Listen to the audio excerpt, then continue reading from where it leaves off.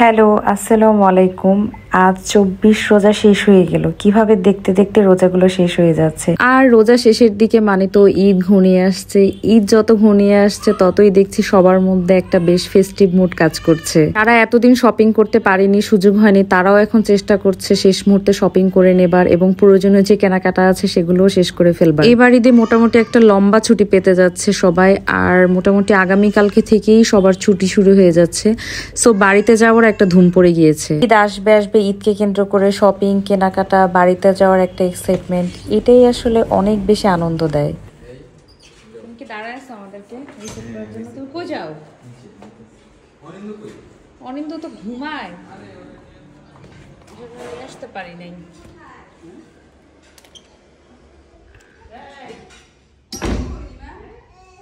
ও তো আসে নাই, আইনি, ও তো ঘুমায়, আসে নাই বেশি।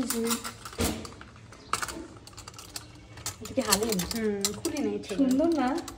সুন্দর লাগতেছে মিষ্টি। এই ঈদে কেন রাখছে? কি জানি সার্ভ করবো মনে হয় কিছু, জিলাপি।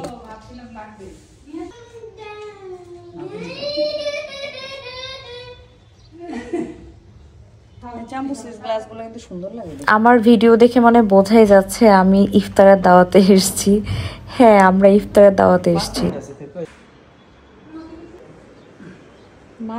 হ্যাঁ, আমার বোনের বাসায় আজকে ইফতারের দাওয়াত ছিল।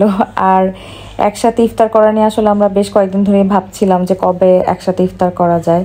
সবারই অফিস থাকে, কাজের ব্যস্ততা থাকে, সাথে ইফতার করব বলে আজকে অলরেডি ২৪ রোজা শেষ হয়ে গিয়েছে। আসলে এইভাবেই দেখতে দেখতে রোজাগুলো শেষ হয়ে যায়, সময় চলে যায়। ভেবেছিলাম ইফতারের অনেকক্ষণ আগে ওর বাসায় যাব, চেষ্টা করেছিলাম যে ৫টার দিকে যাওয়ার, বাট পারিনি। অনিন্দর ঘুম ধরে গিয়েছিল, ওকে ঘুম পাড়িয়ে তারপর ওকে রেখেই আমাকে যেতে হয়েছিল। আর এই যে আজান দিয়ে দেবার পরও বাসার নারী সদস্যদের ইফতার করতে বসবার সময় হয় না, কিছু না কিছু আসলে রেডি করবার বাকি থেকেই যায়। আমার আম্মাকে তো সব সময়ই দেখতাম যে আজান দিয়ে দিত, তারপর আম্মার টেবিলে বসবার সময় হতো না। আজান হচ্ছে, তারপর আম্মা চুলার পাড়ে দাঁড়িয়ে থাকতো গরম গরম বেগুনি, পেঁয়াজু, আলুর চপ সার্ভ করার জন্য। আজান দেওয়ার পরে আমরা কোনো এক ভাই বোন একটু শরবত বা একটা খেজুর নিয়ে আম্মার মুখে তুলে দিতাম। এখন আমি প্রায় প্রতিদিন ইফতার করতে বসে আম্মার হাতের ভাজা পোড়া খুব মিস করি। আর ভাবতে থাকি যে সবার জন্য আম্মা একা হাতে ইফতার রেডি করতো। কখনোই বাইরে থেকে আমাদের ইফতার কেনা হতো না, প্রতিদিন আম্মার হাতের ভাজা পোড়া আমরা খেতাম, আম্মার হাতের তৈরি ইফতার আমরা খেতাম। আর ফ্যামিলির সবার সাথে বসে ইফতার করার যে একটা আনন্দ, এটা তো আসলে এত বেশি মিস করি বলার বাইরে।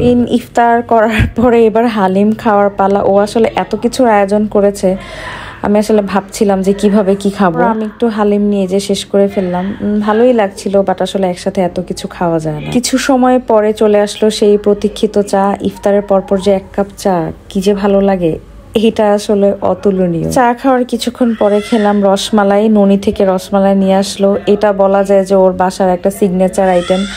বাসায় হচ্ছে ওর কোনো দাওয়াত দিলে, প্রোগ্রাম করলে ও এটা আনবেই। টুকটুক করে অনেক কিছুই খেয়ে ফেললাম। আর এই যে আমাদের আঞ্জা সোনা, ও ইফতারের পরপর ঘুমিয়ে পড়লো। আর এটা নিয়ে তোর মা টেনশনে ছিল যে অসময়ে ঘুমানোর কারণে আজকে কোন রাতে না জানিও ঘুমায়। আর এদিকে অনিন্দকেও বাসায় রেখে আসার জন্য আমাদের মধ্যে একটু তাড়া ছিল। ভাবছিলাম যে না, বাসায় যেতে হবে, ঘুম থেকে উঠে গেলে না পেলে কান্নাকাটি করবে।